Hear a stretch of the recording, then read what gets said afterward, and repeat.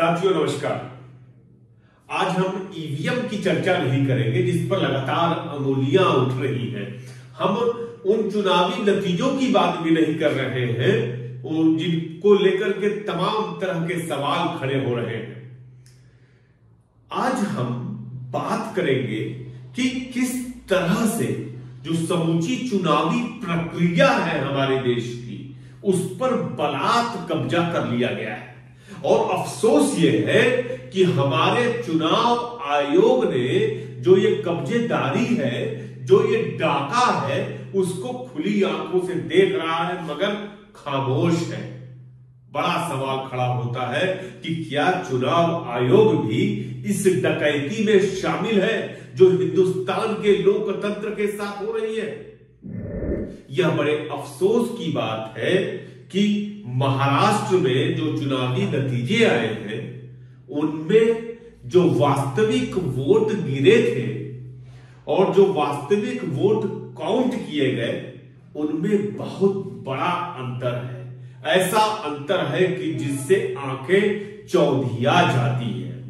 आप सभी गौर कर रहे होंगे कि न केवल हमारे देश की राजनीतिक पार्टियां, उसमें कोई भी हो सकती है, कांग्रेस हो सकती है, बीजेपी हो सकती है, कोई भी पार्टी, न केवल राजनीतिक पार्टियां बल्कि तमाम दिग्गज विश्लेषक और तो और जर्नलिस्ट जो नब्ज समझते हैं जनता की, वो सारे के सारे लोग चुनावी नतीजों के आकलन में बार बार फेल हो रहे हैं। तो दो बातें खड़ी होती हैं, क्या वह जनता की नब्ज को पहचानने में नाकाम हो रहे हैं और क्या डेमोक्रेसी में, हिंदुस्तान के लोकतंत्र में भीतर ही भीतर कुछ ऐसा चल रहा है जिसका हमें अंदाजा नहीं है। जनता को न समझ पाए पत्रकार, जनता को न समझ पाए किसी पॉलिटिकल पार्टी का लीडर, ये अपने आप में बेहद चौंकाने वाली चीज है।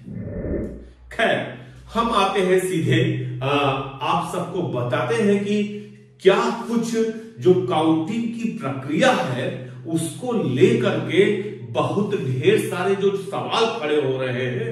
आज उन सवालों के बीच हम आपको ले चलेंगे और हम ये जानने की कोशिश करेंगे कि जो चुनावी नतीजे आ रहे हैं कहीं ऐसा तो नहीं है कि वह किसी साजिश का शिकार है, किसी षड्यंत्र का शिकार है। आप सबने देखा होगा कि हरियाणा के नतीजों पर खुद भारतीय जनता पार्टी को यकीन नहीं था। झारखंड में जैसे नतीजे आए हैं कांग्रेस पार्टी को यकीन नहीं था। झारखंड में जैसे नतीजे आए हैं किसी विश्लेषक को नहीं लग रहा था कि झारखंड में इतना बड़ा मैंडेट लेकर के इंडिया गठबंधन आ जाएगा। क्या कुछ गड़बड़ है? हम सबसे पहले आपको आपकी स्क्रीन पर दिखाते हैं लोकसभा चुनाव 2019 का जो चुनाव परिणाम आया था तीसरे फेज से सातवें फेज के बीच, उस पर आपको आपकी स्क्रीन पर है, आप इसको गौर से देखें। आपकी स्क्रीन पर लोकसभा चुनाव 2019 के फेज 3 से लेकर के फेज 7 के बीच का आंकड़ा है।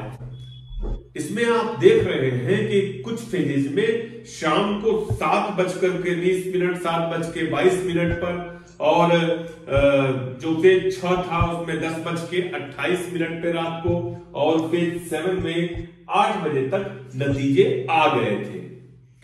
बाद में जो हाइक हुआ, मतलब कि जो एक्चुअल वोट इलेक्शन कमीशन ने बताए चुनाव खत्म होने के बाद और देर रात तक जो हाइक हुआ वो बहुत कम हुआ। वो आपके सामने आंकड़ा है कि तीसरे फेज में केवल 2.4%, उसके बाद 1.5%, फिर 0.6%।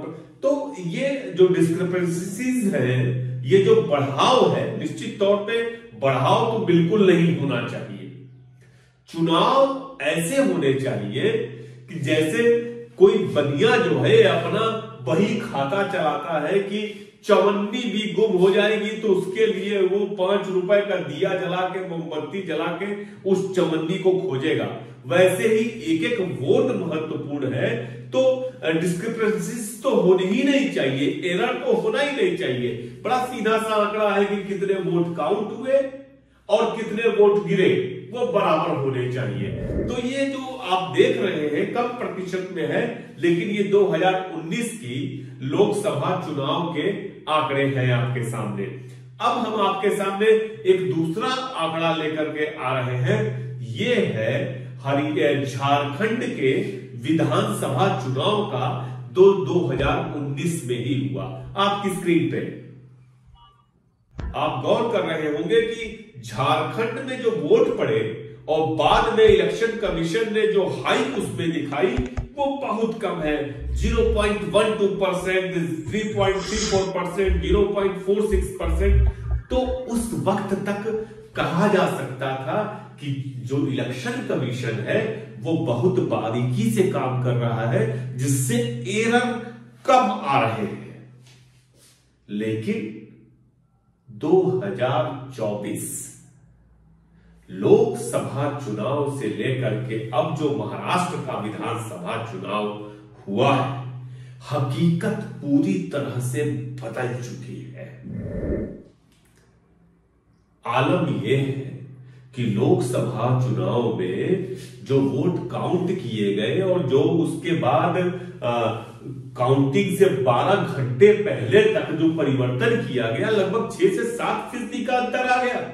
मजाक बना रखा है चुनाव की प्रक्रिया को, और बात वही खत्म नहीं होती है। आपको मैं हरियाणा के नतीजे दिखाता हूं। आपको बता दें कि ये वोट फॉर डेमोक्रेसी एक एजेंसी है, उसने पूरा हरियाणा और जम्मू कश्मीर के इलेक्शन पर पूरा रिसर्च वर्क किया। जो अभी खत्म हुआ है हरियाणा का चुनाव, जिसमें कांग्रेस पार्टी अप्रत्याशित तौर पे हारी। आपके स्क्रीन पर हरियाणा विधानसभा चुनाव के नतीजों का एक डाटा दिखाई दे रहा होगा, आप उसे गौर से देखें।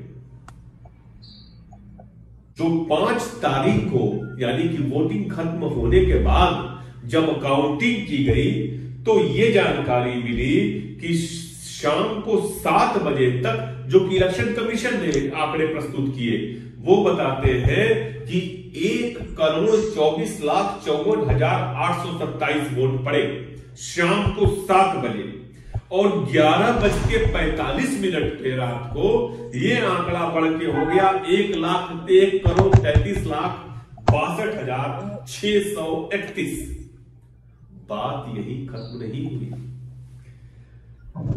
चुनाव की जिस दिन काउंटिंग होनी थी उसकी एक रात पहले रात को 8:46 पे ये आंकड़ा बढ़ करके हो गया 1,38,20,604, यानी कि जो परसेंटेज 61.19% था वो बढ़ते बढ़ते आपका हो गया 67.90%, यानी कि 6.71% का इजाफा हो गया टोटल वोट में। और ये प्रति कंस्टिट्यूएंसी देख लेंगे तो तकरीबन 15,000 वोट प्रति कंस्टिट्यूएंसी बढ़ गए।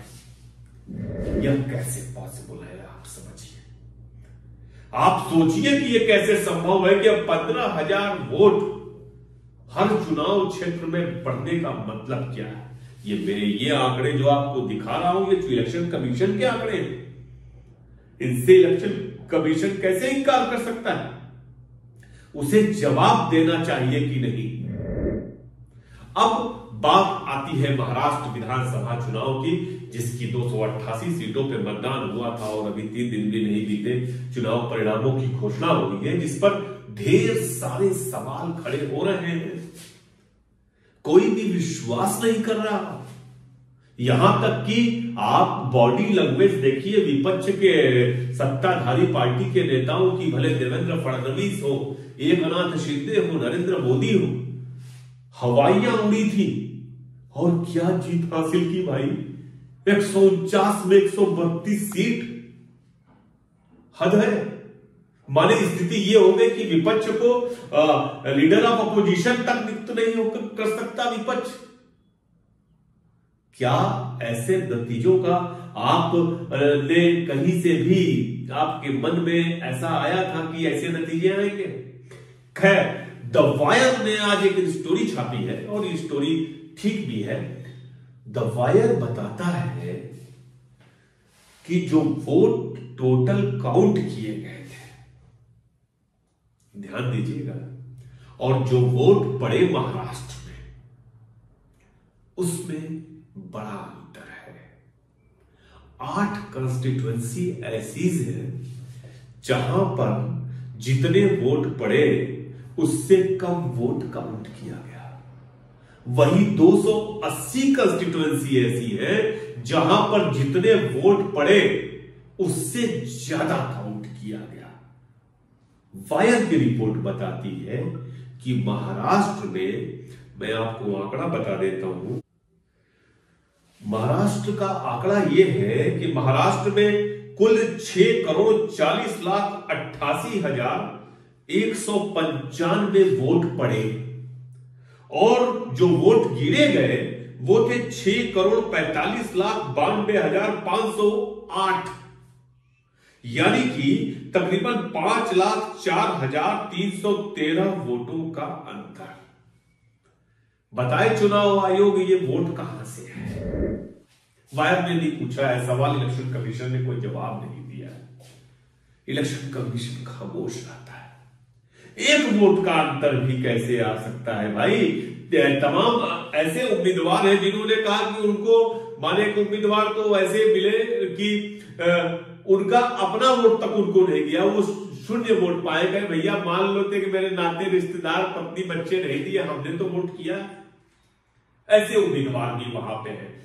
एक अस्थि नाम की कंस्टिट्यूएंसी है महाराष्ट्र में, जहां पर 4,538 वोट ज्यादा काउंट कर दिए गए। मतलब जितने वोट पड़े थे उससे 4,500 वोट ज्यादा। उस्मानाबाद में 4155 वोट ज्यादा काउंट किए गए।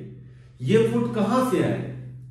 इलेक्शन कमीशन के पास इसका क्या जवाब है इन 5 लाख वोटों का?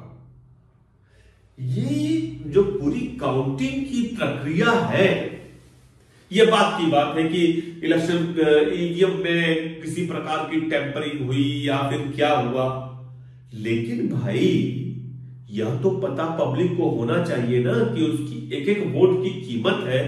आप अतिरिक्त वोट कहां से ला रहे हैं?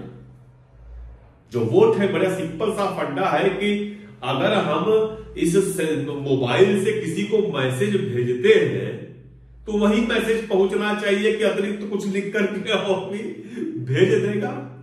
भाई वोट तो मैसेजिंग सिस्टम ही तो है कि आपने एक मैसेज डाला कि हम बीजेपी को वोट डालते हैं तो वहां से बीजेपी का वोट निकलना चाहिए। इसमें गड़बड़ी की आशंका कहां से? कुल मिलाकर के चुनाव आयोग की साख दांव पर है।